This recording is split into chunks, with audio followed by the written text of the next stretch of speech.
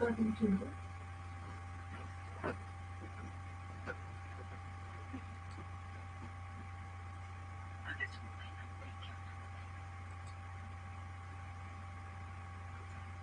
and welcome to Filler Form. I am Ali Makhtar, sociology teacher at Filler Form.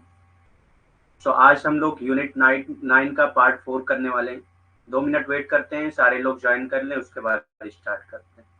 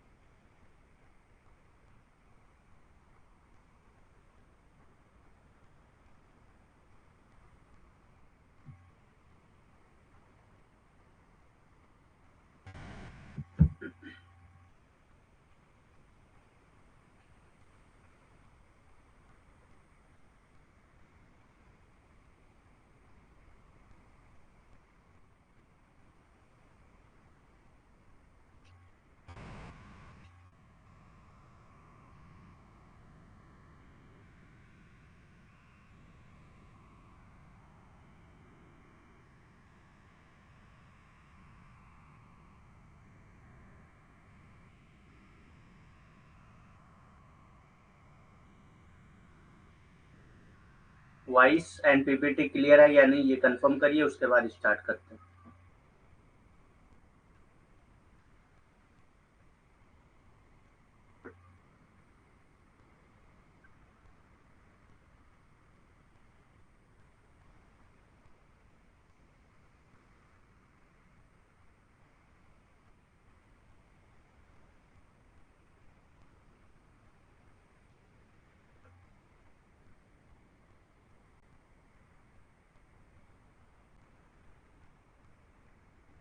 Okay, start करते हैं। तो जिन्होंने अभी तक फिलर फॉर्म ज्वाइन नहीं किया है उनके लिए ऑफर है कि 1 नवंबर से क्रैश कोर्स लॉन्च हो रहा है फिलर फॉर्म पे, जिसको लोग ज्वाइन कर सकते हैं। उसमें आपको सारी यूनिट्स के revision, PYQs, MCQs plus notes, PDF, ये सारी चीज़ें उनको मिल जाएंगी। और ये ऑफर आपको, ये कोर्स जो वैलिड होगा वो दिसंबर तक वैलिड होगा, जब तक एग्ज़ाम नहीं हो जाता है।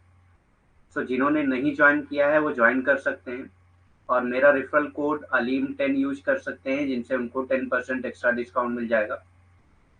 ठीक है, स्टार्ट करते हैं फिर। Science, technology and society part 4। Science, technology and society part 4।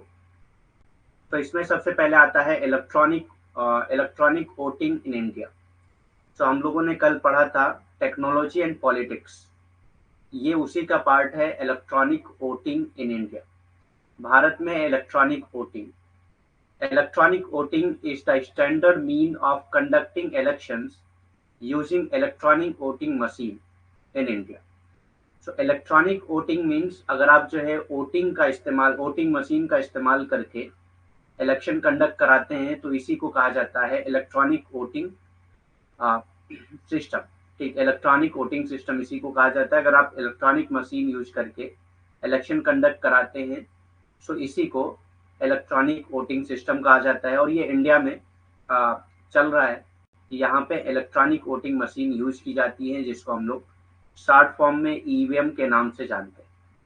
ठीक, जिसको हम लोग शॉर्ट फॉर्म में ईवीएम के नाम से जानते हैं। Electronic voting is the standard means of conducting elections using electronic voting machines, EVMs in India.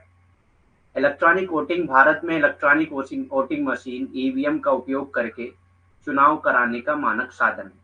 तो इलेक्ट्रॉनिक वोटिंग यानी कि भारत में जो चुनाव होते हैं वो अक्सर जो है वो ईवीएम पे ही होते हैं, यानी कि इलेक्ट्रॉनिक वोटिंग मशीन पे ही होते हैं। ठीक, और आप जो है अगर इलेक्ट्रॉनिक वोटिंग मशीन का इस्तेमाल करके इलेक्शन कंडक्ट कराते हैं या चुनाव कराते हैं तो इसी को इलेक्ट्रॉनिक वोटिंग सिस्टम कहा जाता है, इलेक्ट्रॉनिक वोटिंग प्रणाली कही जाती है। ठीक, नेक्स्ट आता है वीवीपैट। वीवीपैट क्या होता है? इलेक्ट्रॉनिक वोटिंग मशीन, यानी कि ईवीएम में बहुत सारे लोगों को कंफ्यूजन था कि यहाँ पे कुछ ना कुछ घपला होता है, ठीक, और इसमें जो है कुछ ना कुछ जो है रिकॉर्ड सही नहीं आते हैं। तो उसके बाद जो है वीवीपैट लॉन्च हुआ था, वीवीपैट पैड का इस्तेमाल होने लगा है अब, जिससे क्या होता है, एक बार आप वोट करते हैं तो आपको एक कंफर्मेशन स्लिप दी जाती है, जिससे आपको पता चलता है कि आपने किसको वोट दिया है। वोटर वेरिफिएबल पेपर जिसका नाम है, वीवीपैट कहते हैं voter verifiable paper audit trail. ठीक, वीवीपैट का पूरा फुल फॉर्म है, आपसे फुल फॉर्म भी पूछा जा सकता है एग्जाम में, तो इसलिए फुल फॉर्म भी पता होना चाहिए आपको। Voter verifiable paper audit trail, VVPAT और वेरीफाइड पेपर रिकॉर्ड, वीपीआर, या तो वेरीफाइड पेपर रिकॉर्ड का कहा जाता है, वीपीआर का इस्तेमाल होता है, या वीवीपैट का इस्तेमाल होता है। is a method of providing feedbacks to voters using a ballot voting system। तो एक बैलेटलेस वोटिंग सिस्टम के जरिए जो है फीडबैक दिया जाता है जो वोटर होते हैं उनको। जब भी आपने अगर वोट डाला होगा तो वहां पे जैसे ही आप जो है ईवीएम का बटन दबाते हैं, बगल में वीवीपैट रखा होता है, उसमें शो होता है कि आपने किसको वोट दिया है। ठीक, इसी को कहते हैं voter verifiable paper audit trail, ठीक, जिसको वीवीपैट कहा जाता है, या वेरीफाइड पेपर रिकॉर्ड होता है, वीपीआर। ठीक,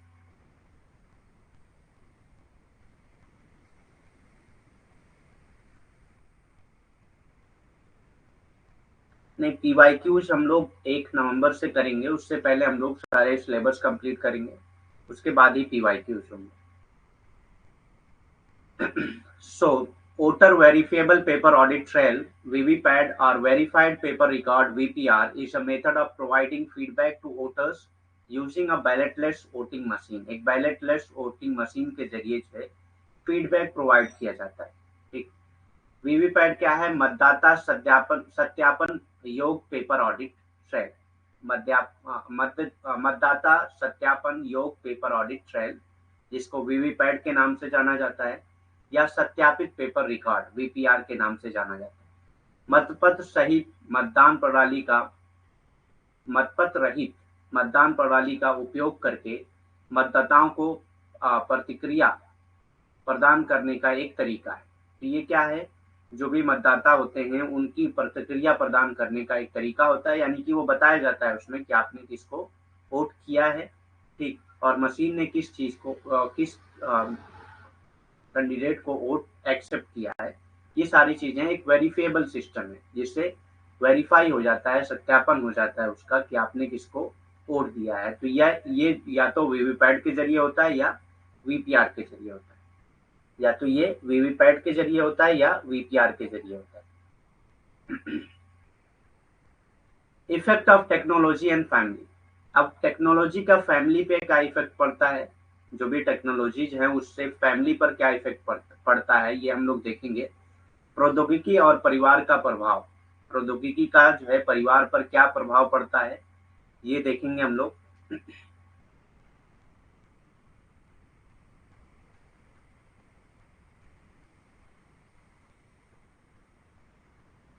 टाइम खत्म हो जाएगा तो या तो आप क्रैश कोर्स ज्वाइन कर लें, और या तो फिर से कोर्स ज्वाइन कर लें, 2 तरीके हैं आपके पास। क्रैश कोर्स ज्वाइन कर सकते हैं, अगर आपका टाइम खत्म हो रहा है तो क्रैश कोर्स ज्वाइन कर सकते हैं। So effect of technology and family, प्रौद्योगिकी और परिवार का प्रभाव क्या होता है। Technology has affected our families both positively and negatively. तो टेक्नोलॉजी हमारी फैमिली को पॉजिटिवली और नेगेटिवली दोनों तरीके से अफेक्ट करती है। ठीक, टेक्नोलॉजी हमारी फैमिली को दोनों तरीके से अफेक्ट करती है। हाँ, अलग से परचेज करना पड़ेगा, लेकिन जिन्होंने परचेज किया है कोर्स और जिनका दिसंबर तक एक्सपायर नहीं हो रहा है, उनको क्रैश कोर्स नहीं खरीदना है। सो टेक्नोलॉजी का जो हमारी फैमिली पे इफेक्ट पड़ता है वो पॉजिटिवली भी होता है और निगेटिवली भी होता है, यानी कि पॉजिटिव इफेक्ट भी होता है और निगेटिव इफेक्ट भी होता है। ठीक, प्रौद्योगिकी ने हमारे परिवार को सकारात्मक और नकारात्मक दोनों तरह से प्रभावित किया है। तो प्रौद्योगिकी ने हमारे परिवार को सकारात्मक और नकारात्मक दोनों तरह से प्रभावित किया है। ठीक, यानी कि जो प्रभाव होता है वो सकारात्मक भी होता है और नकारात्मक भी होता है। ठीक, प्रभाव जो है वो सकारात्मक भी है और नकारात्मक भी है। नहीं, अगर आपका जनवरी में खत्म हो रहा है तो नहीं ज़रूरत है।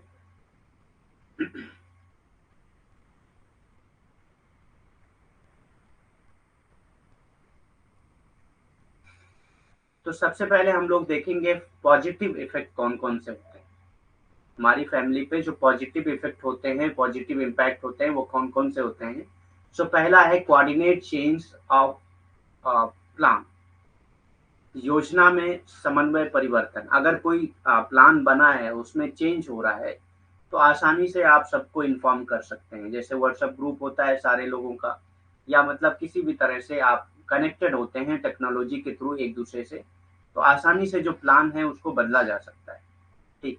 सो ये प्लान चेंज करने में आपको कोऑर्डिनेट करता है। योजनाओं में समन्वय परिवर्तन करने के लिए जो है ये आपको अ, योजनाओं में परिवर्तन करने के लिए ये आपको कोऑर्डिनेट करता है, यानी कि समन्वय करता है। In the early days, there was no point of informing the family members if the day's plan got changed.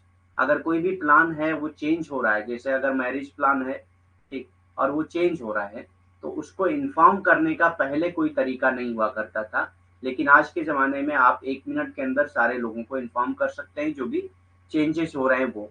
तो एक तरह से आप फैमिली से इतना ज़्यादा कनेक्टेड होते हैं कि आप आसानी से एक ही पल में इन्फॉर्मेशन पहुंचा सकते हैं एक दूसरे के पास। योजनाओं में समन्वय परिवर्तन। प्रारंभिक दिनों में यदि दिन की योजना में परिवर्तन हो जाता था, यानी कि किसी भी योजना में अगर परिवर्तन होता था किसी दिन में, अगर किसी योजना का प्रोग्राम बना हुआ है और उसमें कोई चेंज होता था, ठीक, जैसे विवाह का प्रोग्राम है, विवाह की योजना है और वो चेंज हो रही है, तो लोगों को उसके बारे में बताना जो है, ये बहुत कठिन होता था। लोगों को उसके बारे में जानकारी देना बहुत कठिन होता था, लेकिन आज के ज़माने में आप 1 मिनट में सारे लोगों तक ये जानकारी पहुँचा सकते हैं, जो भी परिवर्तन हुआ है उसके बारे में। ठीक। सो परिवार के सदस्यों को सूचित करने का कोई मतलब नहीं था। मतलब उस वक़्त कोई मीन्स नहीं था, कोई तरीका नहीं था परिवार के सदस्यों को सूचित करने का। ठीक। Reach family in trouble. आप बहुत आसानी से, अगर कोई फैमिली मेंबर जो है ट्रबल में है, तो आसानी से बहुत जल्दी आप उनके पास पहुँच सकते हैं। जैसे किसी का एक्सीडेंट होता है, तुरंत फ़ोन आता है और आप वहाँ पे पहुँच जाते हैं, ठीक? या किसी की डेथ हुई, तुरंत फ़ोन आया, आप वहाँ पे पहुँच गए। तो ऐसी बहुत सारी कंडीशन है, अगर कोई ट्रबल में है और आपसे पहुँचना चाह रहा है, तो आसानी से वो आप तक पहुँच सकता है। तो रीच फैमिली इन ट्रबल, यानी कि फैमिली के साथ आप जो है मुसीबत में भी साथ जुड़ सकते हैं, बहुत आसानी से जुड़ सकते हैं। The location tracking facility is now of great help to reach the family in case of any trouble. तो आपने देखा होगा कि आपके मोबाइल में एक इमरजेंसी कॉन्टैक्ट आपको ऐड करना होता है।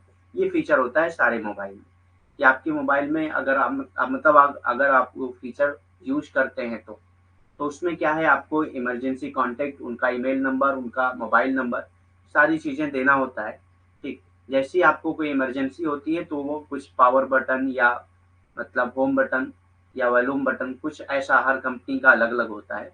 वो अगर आप प्रेस करते हैं 2 बार, 3 बार, सारी कंपनी का अलग होता है कि कितनी बार प्रेस करेंगे। तो वो क्या है, जो आपकी इमरजेंसी कॉन्टैक्ट आपने जो दिया है, उस पे आपकी लाइव लोकेशन चली जाती है और उसको पता चल जाता है कि आप किसी ट्रबल में।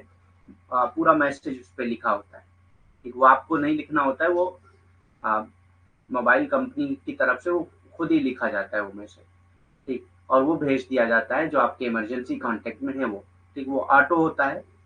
अ, मतलब खुद ही वो लिख के और खुद ही भेज दिया जाता है और वो फैमिली मेंबर समझ जाता है कि आप किसी ट्रबल में हैं और उस लाइव लोकेशन पे पहुँच जाता है, ठीक। तो इस तरह से बहुत सारे तरीके हैं, अब आप टेक्नोलॉजी के थ्रू अपनी फैमिली का कोई भी मेंबर अगर मुसीबत में है तो आप वहाँ पे पहुँच सकते हैं।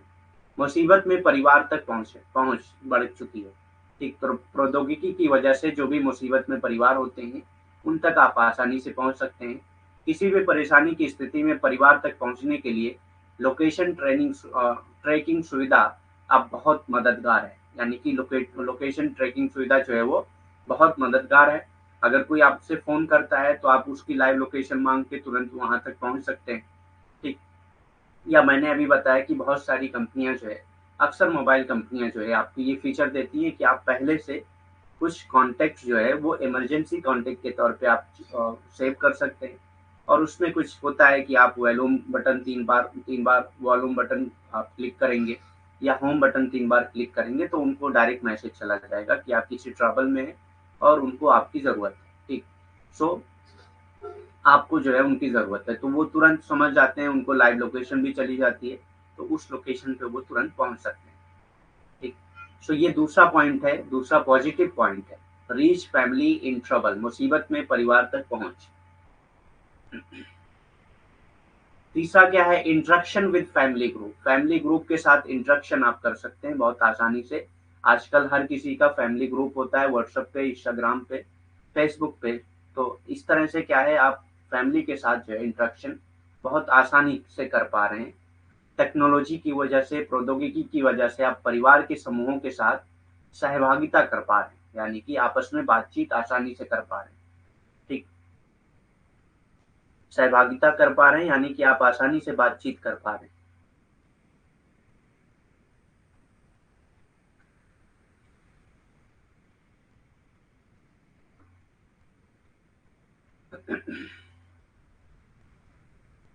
So, the new messaging apps have option to set up family groups where one can interact with all members of their family despite where they are. ठीक। सो जो नए मैसेजिंग ऐप चले हुए हैं वो अलाउ करते हैं कि आप एक फैमिली ग्रुप बना सकते हैं, जैसे इंस्टाग्राम है, फेसबुक है या व्हाट्सएप है। ठीक। तो यहाँ पे आप फैमिली ग्रुप बना सकते हैं और वहाँ पे इंटरेक्ट कर सकते हैं, आप कहीं पे भी हैं वहाँ से आप इंटरेक्ट कर सकते हैं अपनी फैमिली के साथ। ठीक। So the new messaging app have options to set up family groups where one can interact with all members of their family despite where they are. वो कहाँ हैं इससे मतलब नहीं है, वो इंटरेक्ट कर सकते हैं अपनी फैमिली के साथ अपने फैमिली ग्रुप में। ठीक।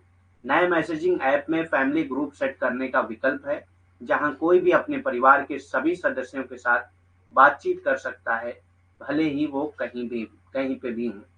ठीक। सो जो नए मैसेजिंग ऐप हैं जैसे इंस्टाग्राम है, व्हाट्सएप है, फेसबुक है, ये सब जो है मैसेजिंग ऐप हैं, इसमें आप फैमिली ग्रुप बना सकते हैं। ये अलाउ करते हैं आपको कि आप फैमिली ग्रुप बना लें और जिससे क्या है आप कहीं पे भी हैं अपने परिवार के सदस्यों के साथ बातचीत कर सकते हैं, आप कहीं पे भी हैं, इससे कोई मतलब नहीं है। ठीक। यानी कि इतनी आसानी हो गई कि व्हाट्सएप ग्रुप आपका बन गया है, आप कहीं पे भी हैं बात कर सकते हैं फैमिली से, ग्रुप पे मैसेज कर देंगे, सारे लोगों से एक साथ कनेक्ट हो सकते हैं। ठीक। अब तो ग्रुप कॉलिंग भी आ चुकी है। ठीक। तो सारे लोग एक साथ जुड़ के कॉल कर सकते हैं एक दूसरे को।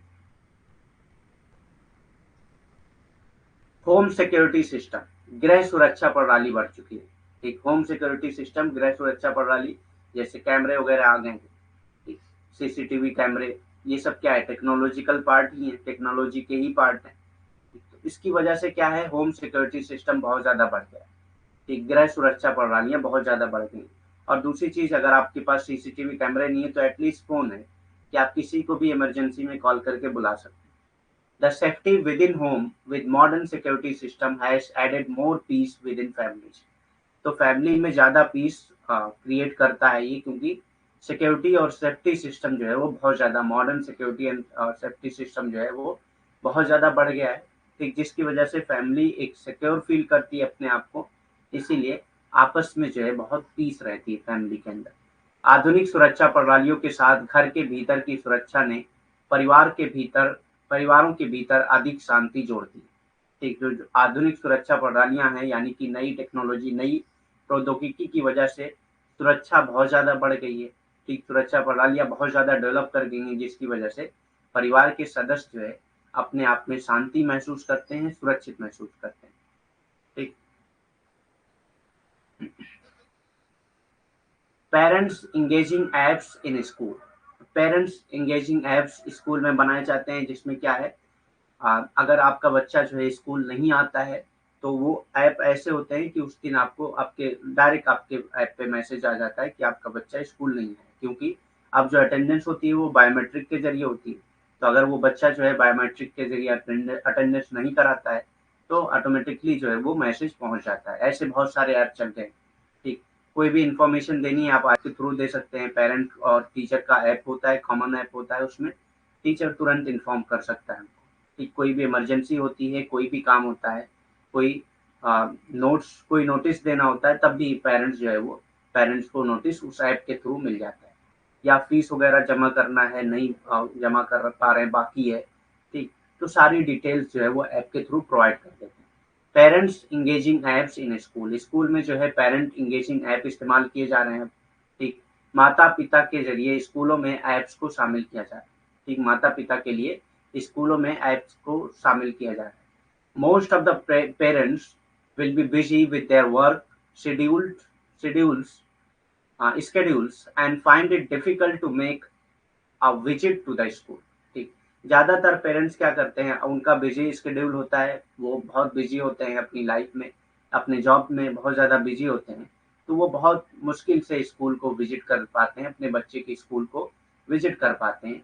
तो ये पेरेंट इंगेजिंग ऐप जो है ये उनको हमेशा इंगेज करके रखते हैं, चाहे वो स्कूल आए या ना आए, ठीक। अधिकांश माता पिता अपने काम के कार्यक्रम में व्यस्त होंगे और उन्हें स्कूल आने में परेशानी होगी। तो चूंकि जो है बहुत सारे माता पिता जो है वो अपने काम के कार्यक्रम में व्यस्त होते हैं और उन्हें स्कूल आने जाने में बहुत ज़्यादा परेशानी होती है। इस वजह से ये जो ऐप होते हैं वो उनको हमेशा इंगेज रखते हैं। वो बगैर आए जो है स्कूल से सारी इन्फॉर्मेशन को उसके ऐप पे मिल जाया करता है, ठीक। तो ये भी एक पॉजिटिव इफेक्ट है टेक्नोलॉजी का, फैमिली पे एक पॉजिटिव इफेक्ट है टेक्नोलॉजी का। The parents engaging app have come to the rescue as they can virtually be present in school during all the activities of their child in campus, ठीक। सो इस app के जरिए जो है वो स्कूल में क्या हो रहा है क्या नहीं, कभी कभी क्या है वीडियोज भी दिखाए जाते हैं कि स्कूल में क्या चल रहा है, सारी चीजें उस ऐप के जरिए आपको पता चल जाती हैं। तो वर्चुअली जो है आप स्कूल तो नहीं जा पा रहे हैं बिजी शेड्यूल की वजह से, लेकिन वर्चुअली आप उसकी स्कूल में प्रेजेंट होते हैं जब तक आपका चाइल्ड उस कैंपस में होता है तब तक, ठीक। सो इसी तरह क्या है, ये बहुत ज़्यादा हेल्प करता है फैमिली को, ठीक। माता-पिता के आकर्षक ऐप बचाव में आ गए हैं क्योंकि वो कैंपस में अपने बच्चे की सभी गतिविधियों के दौरान स्कूल में मौजूद रह सकते हैं। यानी कि कैंपस में जो है अगर उनका बच्चा है, वो जो भी गतिविधि कर रहा है वो उसको ऐप के ज़रिए देख सकते हैं, ऐप के ज़रिए उसको वो इन्फॉर्मेशन मिलती रहती है, ठीक। सो अब आप कितना भी बिज़ी रहें कोई मतलब नहीं, आप अपना काम करिए, लेकिन आप वहाँ पे ऑफ़िस में भी बैठ के आप क्या कर सकते हैं, ऐप खोल के आप पता कर सकते हैं कि आपका बच्चा उस टाइम क्या कर रहा है, ठीक।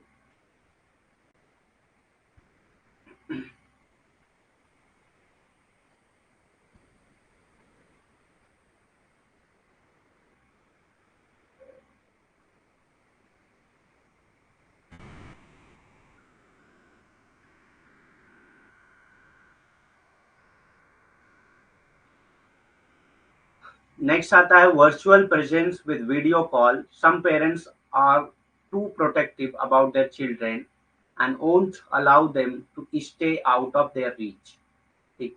Virtual presence with video call यानी कि वीडियो कॉल के जरिए आप जो है अपने पेरेंट्स के साथ, अपने बच्चों के साथ जुड़ सकते हैं। आप हमेशा प्रेजेंट रहते हैं उनके साथ वीडियो कॉल के जरिए, ठीक। जैसे अगर कोई बच्चा बाहर रह रहा है, हॉस्टल वगैरह में रह रहा है, तो पेरेंट्स क्या है वीडियो कॉल के जरिए उसको महसूस कराते हैं कि हाँ हम आपके साथ हैं, या पेरेंट्स को भी लगता है ऐसा कि बच्चा उनका उनके साथ ही।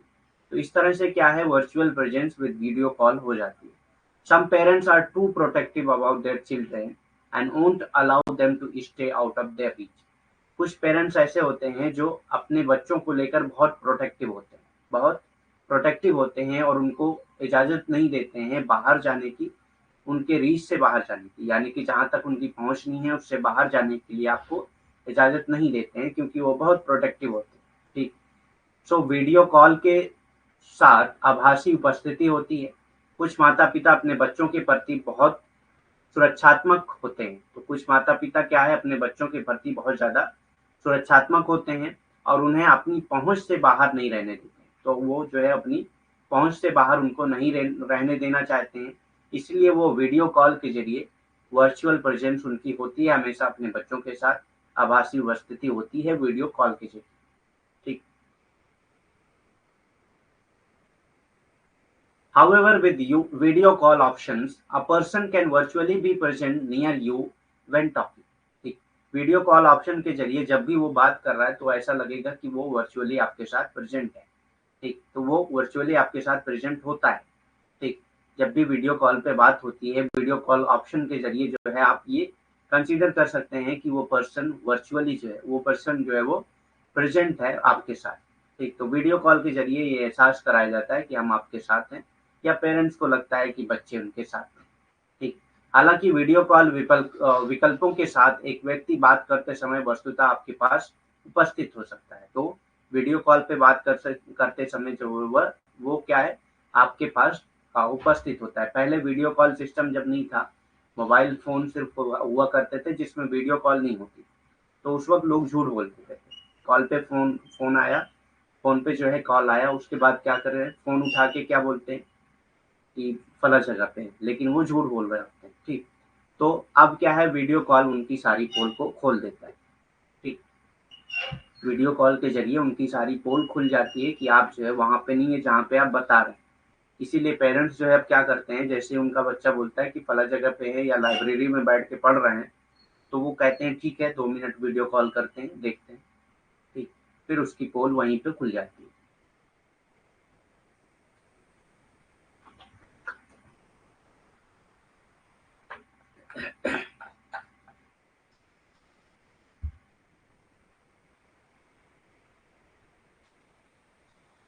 नेक्स्ट आता है निगेटिव इम्पैक्ट। अब टेक्नोलॉजी का निगेटिव इम्पैक्ट क्या है, हमारी फैमिली पे टेक्नोलॉजी का निगेटिव इम्पैक्ट क्या है? तो पहला है टू मच स्क्रीन टाइम। बहुत ज़्यादा स्क्रीन टाइम हो गया है, लोग जो है फैमिली को टाइम नहीं दे रहे हैं, बल्कि स्क्रीन टाइम उनका बहुत ज़्यादा बढ़ गया है, हमेशा मोबाइल लेके बैठे रहते हैं। ठीक, the situation prevailing currently in almost every house hold. ठीक, सो तकरीबन सारी फैमिली में ये सिचुएशन हो चुकी है। इफ देयर आर 4 मेंबर्स, अगर 4 मेंबर्स हैं फैमिली में, each of them will have a personal screen with which they spend most of the time. तो सबके पास एक पर्सनल स्क्रीन होती है, यानी कि सबके पास मोबाइल फोन होता है, और उसी के साथ वो अपना टाइम स्पेंड करते हैं। ठीक, सो वो फैमिली को टाइम नहीं दे पाते हैं, स्क्रीन टाइम बहुत ज़्यादा हो जाता है, फैमिली को टाइम नहीं दे पाते। The situation prevailing currently in almost every household, if there are 4 members, each of them will have a personal screen with which they spend most of the time। ठीक, जिसके साथ वो ज़्यादातर अपना टाइम स्पेंड करते हैं।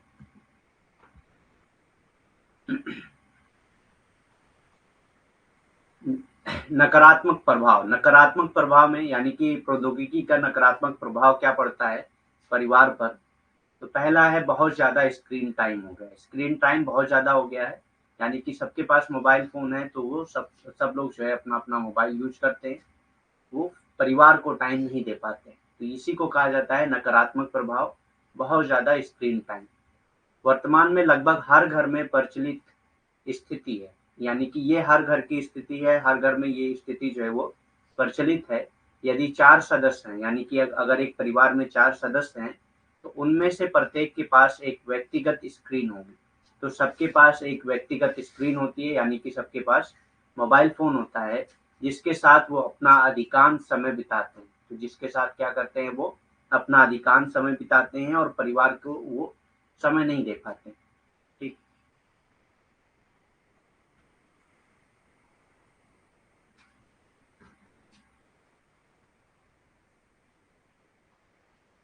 दूसरा क्या है negative impact, lack of quality time. Quality time में कमी हो गई है। ठीक, क्वालिटी टाइम की कमी हो गई है। It is important to share some, अपने परिवार के साथ कुछ क्वालिटी टाइम शेयर करना महत्वपूर्ण होता है। ठीक, so it is important to share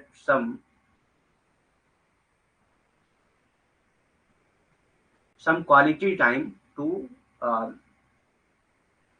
to our family. ठीक, अपने परिवार के साथ कुछ क्वालिटी टाइम शेयर करना महत्वपूर्ण होता है। It is important to share some quality time with our family. ठीक, सो ये दूसरा पॉइंट है कि क्वालिटी टाइम की कमी होगी। ठीक, today's reality is that even when parents pretend to play with children or share some family moments, the email or chatting is taking half of their attention। ठीक, तो कह रहे हैं कि आज की रियलिटी क्या है कि अगर पेरेंट्स जो है अपने बच्चों के साथ खेल भी रहे होते हैं, या कुछ जो है फैमिली मोमेंट शेयर कर रहे होते हैं, तब भी जो है वो ईमेल और चैटिंग के साथ उनका आधा अटेंशन जो है, आधा जो है उनका ध्यान जो है वो किसकी तरफ होता है, मोबाइल फ़ोन की तरफ होता है, ईमेल की तरफ होता है, चैटिंग की तरफ होता है। ठीक। So today's reality is that even when parents pretend to play with children or share some family moments, ठीक? तो कुछ फैमिली मोमेंट्स अगर शेयर कर रहे होते हैं या अगर वो प्रिटेंड कर रहे हैं कि वो बच्चों के साथ खेल रहे हैं, तब भी ईमेल और चैटिंग के साथ उनकी आधी अटेंशन जो है वो किसकी तरफ होती है, मोबाइल फ़ोन या स्क्रीन की तरफ होती है। आज की वास्तविकता ये है कि जब माता-पिता बच्चों के साथ खेलने या कुछ पारिवारिक पलों को साझा करने का नाटक करते हैं मतलब उनका ध्यान कहीं और पे होता है, स्क्रीन पे होता है, लेकिन वो ये नाटक कर रहे हैं कि वो बच्चों के साथ खेल रहे हैं या परिवार के साथ कुछ पारिवारिक पलों को साझा कर रहे हैं। तब भी ईमेल या चैटिंग उनका आधा ध्यान ले रही होती है। ठीक, तब भी क्या है, ईमेल और चैटिंग के ज़रिए उनका आधा ध्यान स्क्रीन पर ही होता है। ठीक, तो ये आज की रियलिटी है। ठीक, आज की रियलिटी यही है कि उनका आधा ध्यान स्क्रीन पर ही होता है। तीसरा क्या है, poor face to face interaction. अब जो है poor face to face interaction है, बहुत ज़्यादा लोग फेस टू फेस इंटरेक्शन नहीं करते हैं। वीडियो कॉल पे बात हो गई तो क्या है, अब ज़रूरत नहीं है फेस टू फेस इंटरेक्शन की, तो बहुत सारे काम जो है वीडियो कॉल पे हो जाते हैं। आमने-सामने की बातचीत में कमी आ गई है, अब लोग आमने-सामने बातचीत करना पसंद नहीं करते हैं। मोबाइल फ़ोन पे पहले जो मोबाइल फ़ोन नहीं हुआ करता था, तो लोग जाके बात करते थे, अब क्या है सारा काम जो है मोबाइल से हो जाता है। मोबाइल फ़ोन से ही बात करके काम हो जाता है, तो इसीलिए जो है आमने-सामने की बातचीत में कमी आई है, poor face to face interaction हो गया है। इंटरप्टेड फैमिली टाइम भी इंटरप्ट होता है, इससे बाधित पारिवारिक समय होता है। जैसे हमने पीछे पढ़ा है कि क्वालिटी टाइम की कमी हो जाती है। ठीक।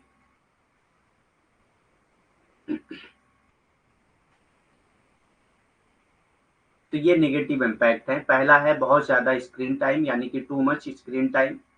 दूसरा है लैक ऑफ क्वालिटी टाइम की कमी। तीसरा है poor face to face interaction, आमने-सामने की बातचीत में कमी। इंटरप्टेड फैमिली टाइम, बाधित पारिवारिक समय। ठीक, बाधित पारिवारिक समय।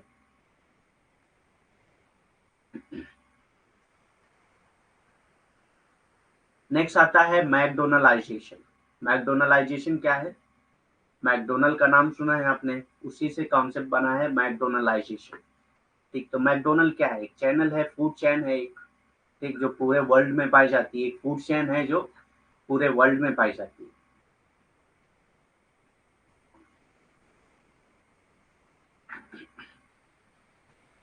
तो मैकडोनलाइजेशन क्या है? McDonaldization develop the notion that quality equals quantity, quantity equals quality, ठीक, and that a large amount of product delivered to the customer in a short amount of time is the same as a high quality product। ठीक, सो मैकडोनलाइजेशन का main M क्या है, मैकडोनलाइजेशन का main theme क्या है? ये कहता है कि आजकल जो है वो क्वांटिटी जो है वो क्वालिटी के बराबर हो गया है। क्वांटिटी जो है वो क्वालिटी के बराबर है। अगर ज़्यादा से ज़्यादा सामान डिलीवर हो रहा है कम टाइम में, तो उसी को ही क्वालिटी प्रोडक्ट माना जाता है। ऐसा प्रोडक्ट जो जल्दी से डिलीवर हो जाए, वो उसको क्वालिटी प्रोडक्ट माना जाता है। ठीक, तो अब क्या है, क्वांटिटी जो है वो क्वालिटी के इक्वल होती जाए। ठीक, जितना ज़्यादा सामान जितने जल्दी डिलीवर हो जाएगा, वो उतना ही उसकी क्वालिटी बढ़ जाएगी।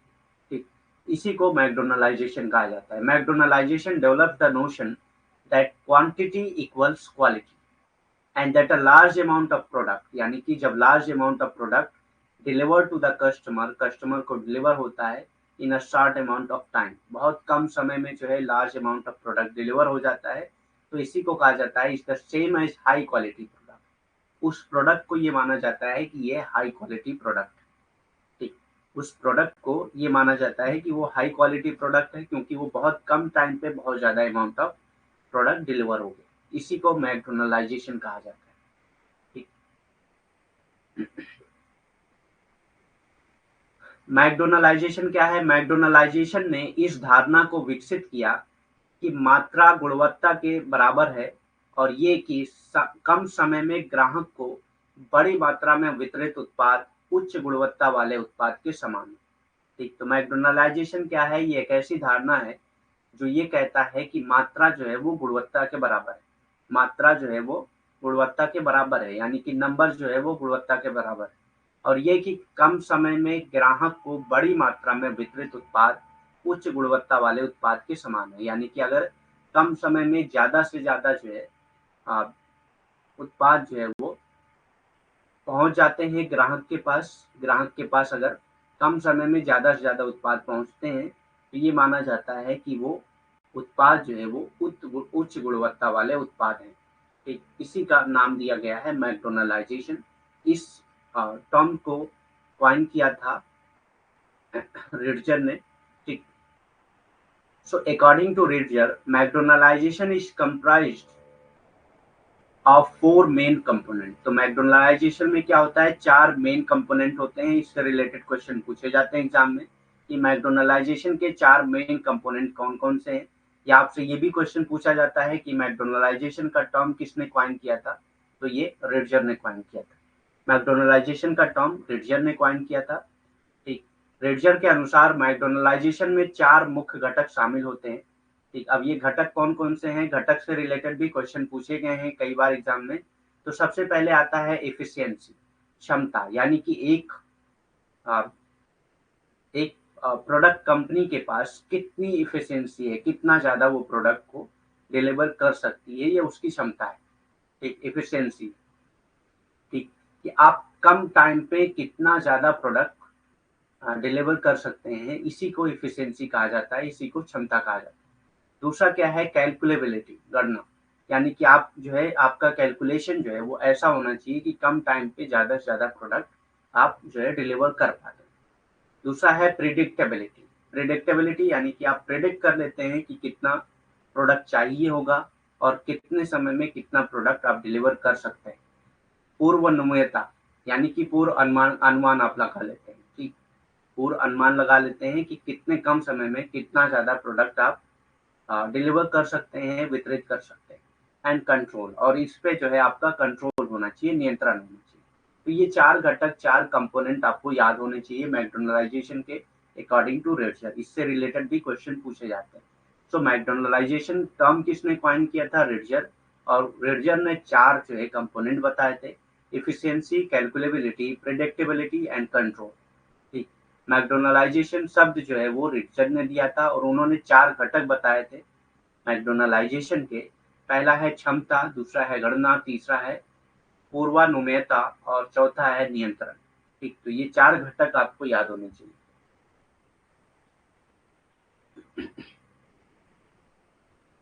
नेक्स्ट आता है फूड डिलीवरी, भोजन पहुंचाना। ठीक, तो with the advancement of technologies, online food service industry are no longer restricted, serving their customer through man force. ठीक, सो क्या है कि क्योंकि टेक्नोलॉजी इतना ज़्यादा डेवलप हो गई कि अब जो है फूड सर्विस जो है वो बहुत ज़्यादा बढ़ गई। जैसे आपने देखा होगा बहुत सारे ऐप वगैरह, बहुत सारे कंपनीज जो है अब फूड डिलीवर करती हैं, होटल वगैरह से फूड लेकर आप तक डिलीवर करती हैं। अभी बहुत मतलब ऐसे-ऐसे आ गए कि 10 मिनट में, 15 मिनट में भी आपके पास आप कहीं से भी खाना मँगवाना चाहते हैं, आप मँगवा सकते हैं। ठीक, so with the advancement of technologies, online food service industry are no longer restricted। तो ऑनलाइन फूड सर्विस इंडस्ट्री जो है वो अब रिस्ट्रिक्टेड नहीं है। ऐसा नहीं कि आप कुछ ही एरिया तक ही आप फूड डिलीवर कर सकते हैं, ऐसा नहीं। Serving their customers through man force. ठीक, क्योंकि पहले ये जो है कस्टमर को मैन फोर्स के जरिए सर्व करते थे, लेकिन अब जो है ये टेक्नोलॉजी के जरिए सर्व करते हैं। जैसे कुकिंग के लिए भी बहुत सारी टेक्नोलॉजीज आ गई। ठीक, तो पहले मैन फोर्स जो है कुक करते थे, लेकिन अब जो है मशीनें वगैरह कुक करने लगी हैं, तो ये फास्ट प्रोसेस हो गया है। ठीक, भोजन पहुंचना, प्रौद्योगिकियों की प्रगति के साथ ऑनलाइन खाद्य सेवा उद्योग अब प्रतिबंधित नहीं है।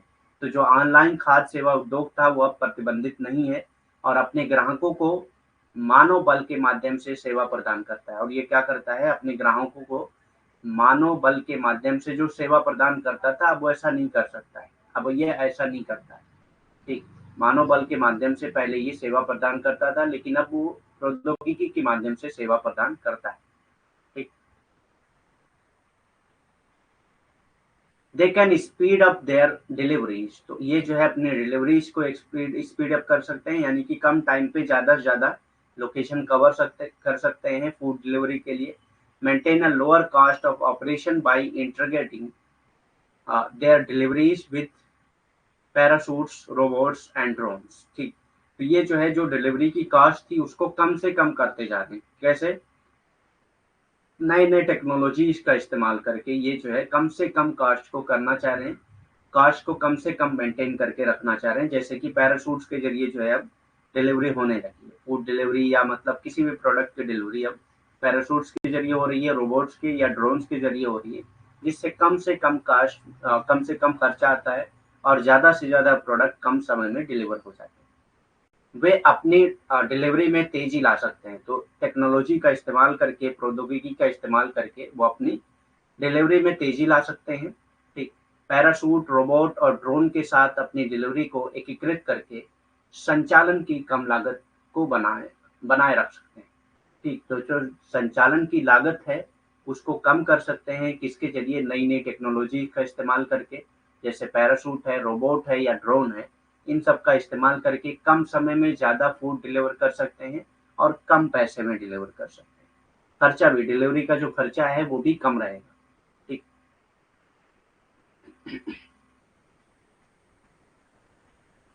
Trends and examples of food tech. Food tech और ट्रेंड्स क्या हैं फूड टेक से रिलेटेड, और उसके एग्जांपल क्या हैं? खाद्य तकनीक के रुझान और उदाहरण। तो पहला है पर्सनलाइज्ड डाइट, व्यक्तिकृत आहार। ठीक, व्यक्तिकृत आहार या पर्सनलाइज्ड डाइट, यानी कि आप जो है आपको पर्सनलाइज्ड डाइट मिल जाती है। बहुत सारे ऐसे ऐप, बहुत सारी ऐसी वेबसाइट मिल जाएंगी जहाँ पे आपको पर्सनलाइज्ड डाइट या व्यक्तिकृत आहार मिल जाएगा। Vegetables, protein and synthetic mix. तो वेजिटेबल प्रोटीन्स और सिंथेटिक मीट भी आपको अवेलेबल हो जाते हैं टेक्नोलॉजी के जरिए। ठीक, वनस्पति प्रोटीन और सिंथेटिक मांस भी आपको अवेलेबल हो जाते हैं, किसके जरिए? प्रौद्योगिकी के जरिए। Snacking and upcycling. स्नैकिंग और अपसाइक्लिंग, फूड ट्रेसेबिलिटी, खाद पता लगाने की क्षमता। ठीक, यानी कि फूड में क्या कमी है, क्या क्या चीजें उसमें पाई जाती हैं, ये सारी चीजें आपको पता चल जाती हैं उससे। ठीक, टेक्नोलॉजी के जरिए। Automation in supermarket and restaurants. Supermarket और रेस्टोरेंट्स में ऑटोमेशन बहुत ज़्यादा हो गया है, यानी कि अब खाने वगैरह भी मशीन वगैरह से बनाए जाते हैं, या सर्विसेज भी आपने देखा होगा बहुत सारे रेस्टोरेंट अब रोबोटिक सिस्टम इंस्टॉल कर रहे हैं, जिससे क्या हो रहा है, अब रोबोट के जरिए जो है खाने को सर्व किया जा रहा है। तो ये सारी चीज़ें ऑटोमेशन हो रही हैं सुपरमार्केट में और रेस्टोरेंट्स में। ठीक, सुपरमार्केट और रेस्टोरेंट में शौचालन हो रहा है। ठीक, शौचालन हो रहा है, यानी कि अपने आप लोग जो है सेल्फ सर्विस से एक तरह से कह सकते हैं। ठीक, तो टेक्नोलॉजी इतना डेवलप हो गई है कि अब लोग जो है सेल्फ सर्विस की तरफ जा रहे हैं। ऑटोमेशन हो गया है, शौचालन हो गया है, जिससे क्या है, टेक्नोलॉजी उसमें मैन फोर्स की जरूरत नहीं होती है। टेक्नोलॉजी के जरिए जो है ये खुद ही उसको पहुंचाते हैं। ठीक, खुद ही वो सर्व करते हैं, सर्विस देते हैं। ठीक, क्लास है आपकी ना 9 बजे? 9 बजे जो क्लास थी वो है या नहीं, ये बताइए।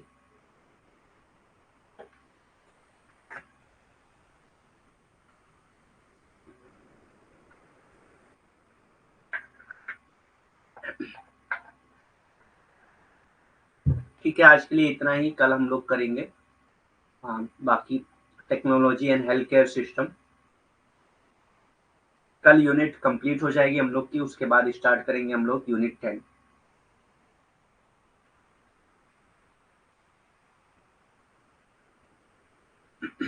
ठीक है, कोई बात नहीं। और कोई क्वेश्चन है तो कर सकते हैं, बाकी कल करेंगे हम लोग, कल ये यूनिट कंप्लीट करेंगे। आज ही होना चाहिए था, लेकिन आज दोपहर में क्लास नहीं हो पाई।